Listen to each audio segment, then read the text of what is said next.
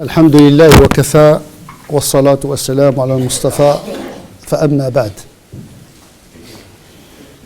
Un des grands piliers de la foi est de croire en le jour du jugement dernier. Tout musulman vit dans cette perspective, celle de rencontrer après la mort celui qui l'a créé, pour lui rendre des comptes de sa vie. Le bilan de sa vie, le capital de sa vie.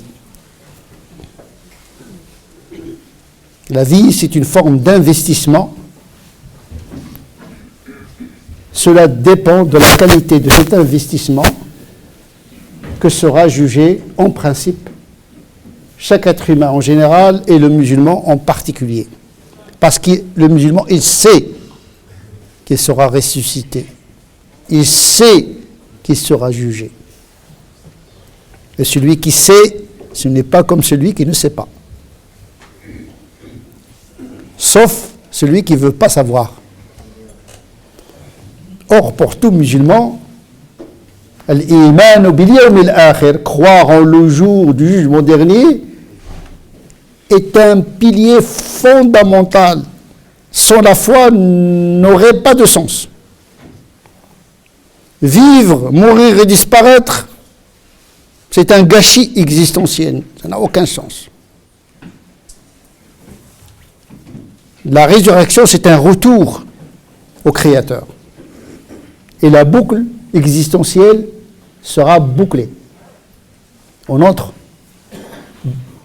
dans l'éternité. Parce qu'après la mort, ce n'est pas une éjection du monde. Ce n'est pas un anéantissement. Laysa adam ou i'dam.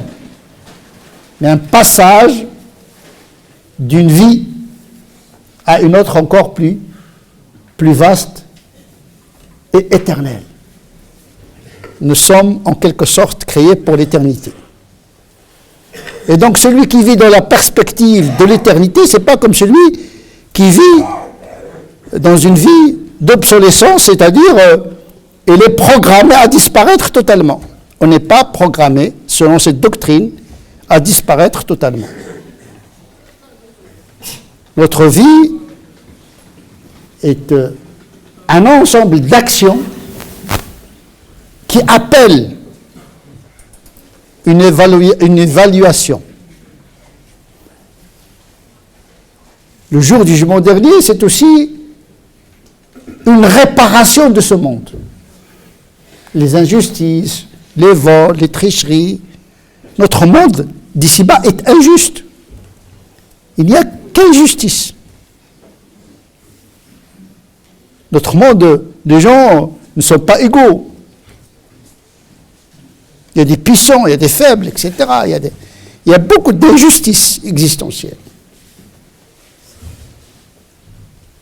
Ces injustices vont être, dans les actions bien sûr des hommes, vont être réparées.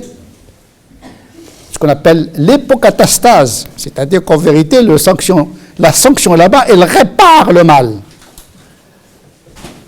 L'enfer, il n'est pas créé pour l'enfer. L'enfer, et il a la fonction de purifier du mal. C'est un réparateur. C'est pour cette raison que beaucoup de savants musulmans ne croient pas que l'enfer est pérenne. Parce qu'il a une fonction de réparation pour que l'homme se réconcilie avec sa nature primordiale, al-fitra. C'est un retour al-fitra. Par contre, le paradis, la béatitude, est éternelle parce que cela correspond à la miséricorde infinie d'Allah subhanahu wa ta'ala. Donc cela dépend de la lecture qu'on a de Dieu subhanahu wa ta'ala. On prosterne tous, peut-être pas pour le même Dieu. Il y a ceux qui pensent que Dieu il est sévère, et chacun, il se représente. Ana inda dhanni abdi, je suis à l'image de ce qu'on pense de moi, mon serviteur. Donc il faut travailler cette représentation d'Allah subhanahu wa ta'ala. parmi les bonnes représentations d'Allah subhanahu wa ta'ala consiste à avoir une lecture juste de la justice divine et de la charité divine. Parce que Dieu juge les gens avec deux attributs. L'attribut de la justice, rien que la justice. Celui qui fait un mal le paiera. Cela ne dépend pas de vos désirs, ni de celui des gens de livre. Celui qui fait un mal sera rétribué, récompensé pour cela. Le mal doit être réparé. Il peut être réparé dans ce bas monde par le repentir, par les bonnes œuvres. Il y a des actions qui réparent le mal dans ce bas monde. Mais si le mal n'est pas réparé ici, il doit être réparé dans le delà. Il y a une réparation que nous faisons par nous-mêmes. Il y a des réparations qui seront faites par Allah subhanahu wa ta'ala lui-même, par sa justice dans le delà. Dieu ordonne la justice et la charité parce que ce sont deux de ses attributs. Il nous demande d'être juste, mais il nous exhorte également à être bienfaisant, c'est-à-dire aller au-delà de la justice, parce que la justice consiste à accomplir juste son devoir, pas plus, et revendiquer juste son droit, pas plus. La charité, c'est plus que cela. C'est accomplir plus que son devoir et revendiquer moins que son droit, sinon y renoncer totalement. Ça s'appelle le pardon. Eh bien, ce que Dieu nous demande d'accomplir dans ce bas monde, il va l'accomplir dans le delà. Il va être juste, mais également charitable.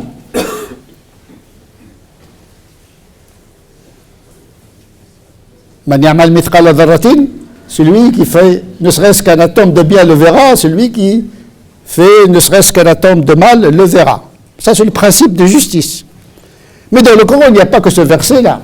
Il y a d'autres versets où celui qui fait une hasana, man ja'a bil hasanati falahu ashru amthaliha, celui qui vient avec une hasana, il sera rétribué 10 fois plus. Par contre, celui qui fait un mal sera récompensé pour un mal. Donc déjà dans la justice divine, il y a de la charité divine. Parce qu'en principe, si tu fais une hasana, tu auras une hasana. Mais avec Dieu, c'est pas comme ça. Donc déjà dans le principe de justice, celui qui fait le bien, ne serait-ce qu'un atome de bien, le verra, mais le verra multiplié par 10. Voilà, c'est explicité par d'autres versets. Donc Dieu est juste. Déjà, il est juste dans ce bas monde, sauf que nous sommes voilés. On ne voit pas la main juste d'Allah subhanahu wa ta'ala s'accomplir déjà dans ce bas monde.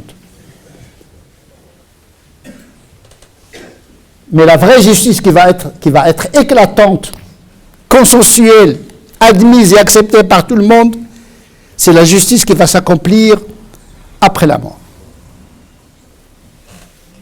Dieu est juste.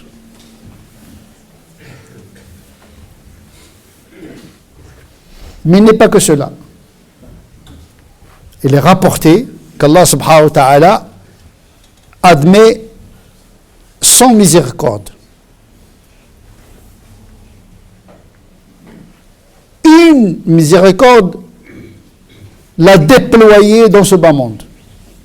C'est grâce à cette miséricorde qu'il y a l'empathie entre les gens, la miséricorde entre les animaux, et surtout on la voit se manifester entre la mère et son enfant. C'est une manifestation ici maintenant de cette miséricorde. Mais il a réservé 90 autres miséricordes dans le delà. Donc c'est-à-dire la manifestation de la miséricorde d'Allah subhanahu wa ta'ala va être encore plus immense dans le delà. Juste, mais charitable. C'est avec cette perception que le musulman doit vivre. Il sait qu'il a des comptes à rendre à Allah subhanahu wa ta'ala. Si tu fais un mal, attention, tu risques la sanction. Tu risques la sanction. Il n'est pas dit, il n'est pas écrit un contrat entre toi et Dieu que tu ne seras pas sanctionné, puisqu'il y a l'enfer. Ce n'est pas une plaisanterie. C'est bien sûr, c'est pour faire peur, mais également pour nous pousser à modifier notre comportement. Et en réalité, le paradis et l'enfer, c'est la manifestation et de la justice d'Allah subhanahu wa ta'ala et de l'ihsan et le fadl d'Allah subhanahu wa ta'ala.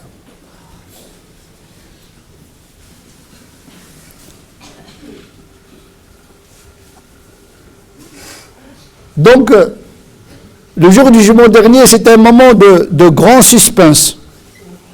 Parce que il est voilé, on ne le voit pas. On ne peut pas préjuger de notre sort dans l'au-delà. Mais on sait, par notre croyance, que Dieu n'est pas injuste. Puisque Dieu n'est pas injuste envers ses serviteurs, parce qu'il s'est interdit l'injustice. Mais personne ne l'oblige de s'interdire, puisqu'il est dans son royaume, il fait ce qu'il veut. Dieu, il peut faire ce qu'il veut, mais il nous a dit que, oui, je fais ce que je veux, mais je m'interdis d'être injuste. Et je me suis prescrit al-Rahma. Et c'est prescrit un devoir d'être miséricordieux, mais personne ne l'oblige. C'est pour cette raison beaucoup de savants disent qu'en vérité, la crainte est nécessaire.